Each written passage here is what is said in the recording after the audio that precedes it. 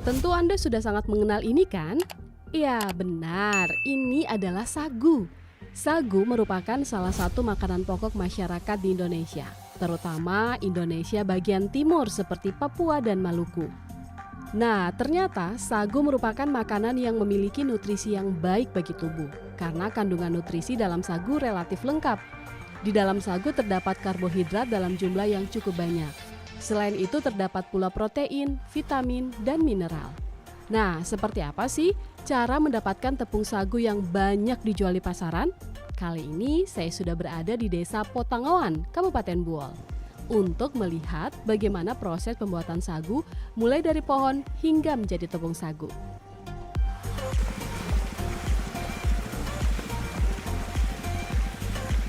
Masuk ke dalam kawasan pembuatan sagu ini, saya melihat begitu banyak pohon-pohon sagu.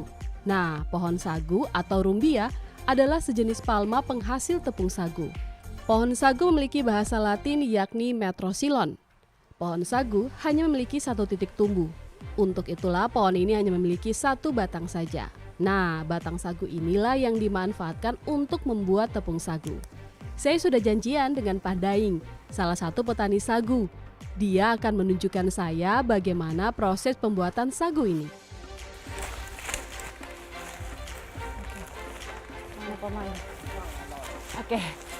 Oke. Nah, jadi pemirsa, kita sudah melewati satu proses dari cara mengambil bahan untuk pembuatan sagu dari pohon sagu itu sendiri. Jadi seharusnya setelah dibersihkan terus ditebang dan dipotong-potong, kemudian batang sagu ini harus ditarik. Sekarang saya bantu dorong, ditarik untuk sampai ke tempat produksi sagu. Selanjutnya nanti akan dibelah-belah dan akan masuk mesin penggilingan.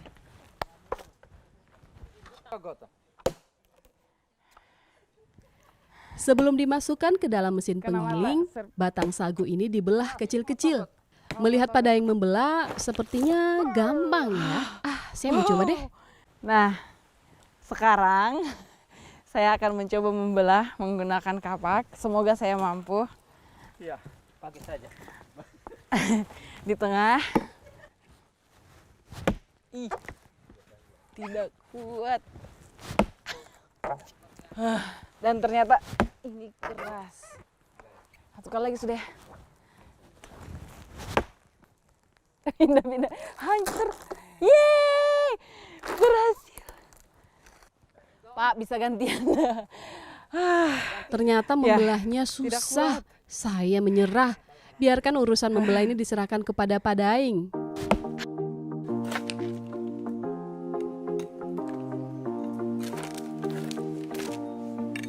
Nah, satu gelondongan tadi sekarang sudah selesai dibelah. Sekarang kita masuk proses apa, Pak? Habis. Digiling menggunakan mesin. Diangkat ke situ berarti satu-satu. Oke.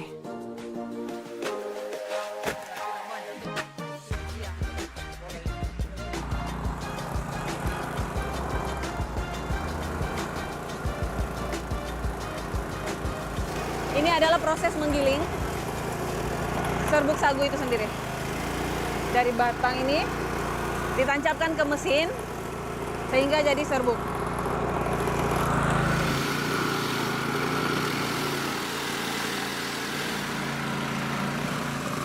Kulit batang sagu tak lantas dibuang pemirsa.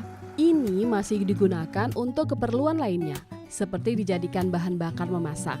Oh ya, pohon sagu itu mulai dari daun hingga batang semuanya terpakai.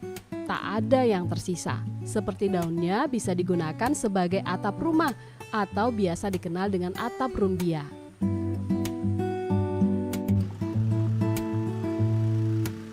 Nah, hasil pencacahan batang sagu ini tak lantas jadi sagu. Masih ada proses selanjutnya yang akan kita kerjakan. Ternyata untuk menghasilkan bahan baku makanan itu tak gampang. Banyak proses yang harus dikerjakan. Kita cuma taunya makan tanpa pernah berpikir proses yang rumit. Nah, jadi tadi setelah digiling menggunakan mesin, inilah hasilnya yang siap dicampur dengan air untuk masuk saringan ya, Pak? Paksa mau indah dulu. Oh, untuk memisahkan serat-serat yang dengan daging halusnya, serbuk halusnya.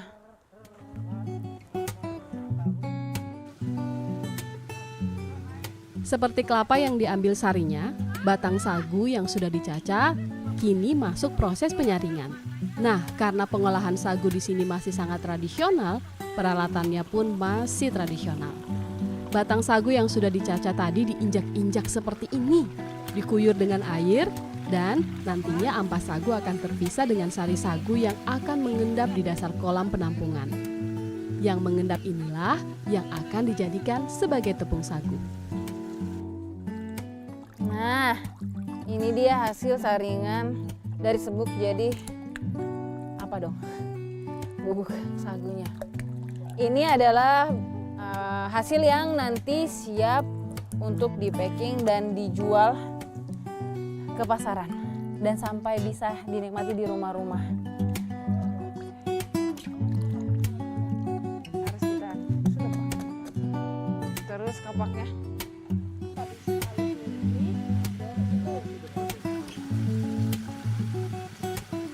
Kata Pak Daing, dibutuhkan beberapa hari dulu untuk sagu bisa dipanen di dasar kolam.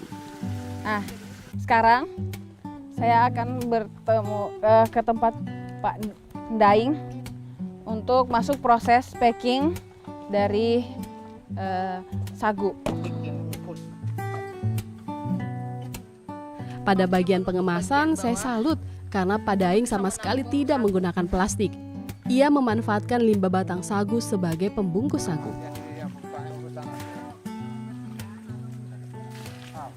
Sekarang kita akan mulai memasukkan sagu ke dalam wadahnya. Masukkan. Oke. Setiap minggunya Pak Daing yang dibantu oleh anaknya bisa menghasilkan 15-20 paket sagu yang siap dijual. Sagu-sagu dari Desa Petangoan dijual ke Kota Buol bahkan hingga ke Kota Palu dan Provinsi Gorontalo. Sama seperti gula merah, sagu dari Buol sangat terkenal akan kualitas dan kebersihannya. Nah, jadi ini adalah bongkahan atau sudah jadi satu packingan dari sagu itu sendiri. Lumayan berat. Ini kurang lebih 40 cm dan berat 10 kg. Kalau masih di tempat produksi dijual dengan harga Rp20.000, sedangkan ketika sudah sampai di pasar dan dijual ke masyarakat menjadi Rp25.000.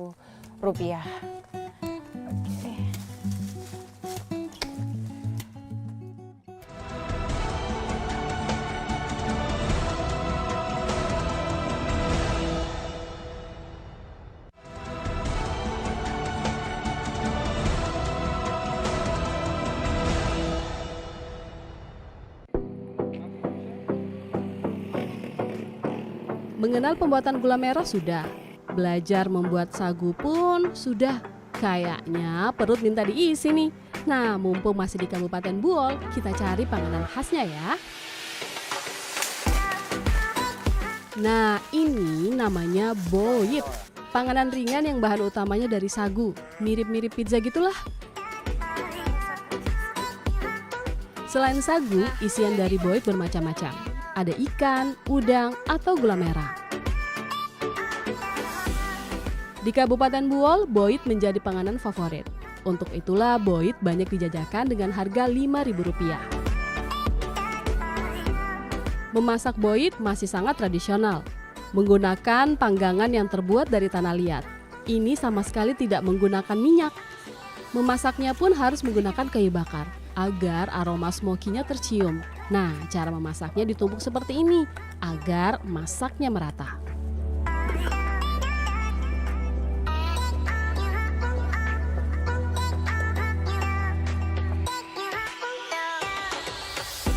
Nah, setelah tadi juga kita sudah ikut proses pembuatan kulinernya, sekarang ini sudah ada ambal dengan 2 rasa, satu dengan rasa gula merah, dan yang satu tadi dengan isian ada ikan, parutan kelapa, dan bumbu-bumbu rempah-rempah daun lainnya. Sekarang saya akan coba makan. Oh ya, tidak lupa juga di sini ada sambal dengan menggunakan perasan jeruk nipis. Sudah pasti ini enak, gurih. Kalau di sini bilangnya dabu-dabu lemon. Yep, benar ya. Nah, sekarang saya coba makan ini. ambal dengan isian tadi pakai ikan, dan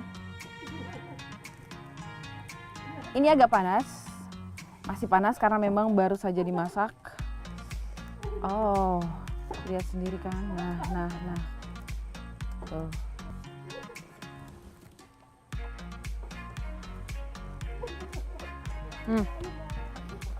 Gurih, ada rasa kemangi, asin dari ikannya, terus rasa sagu pasti juga terasa.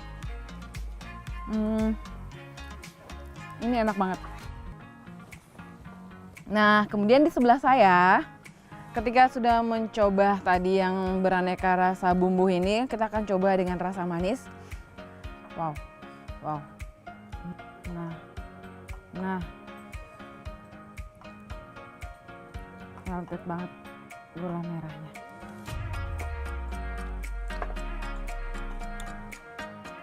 Mungkin kalau dengan yang rasa gula merah, rasanya tidak asing buat pencinta olahan sagu. Dan semua olahan ini bahan-bahannya benar-benar berasal dari desa Pontanggoan. Mencicipi si manis dari Buol ini membuat saya yakin bahwa Kabupaten Buol kaya akan alamnya, kaya akan kebudayaan sejarah, dan kaya akan keindahan alamnya. So, jangan lupa berkunjung ke Kabupaten Buol ya. Nah, demikian pesona Indonesia dari Provinsi Sulawesi Tengah kali ini. Semoga menginspirasi. Salam Pesona Indonesia.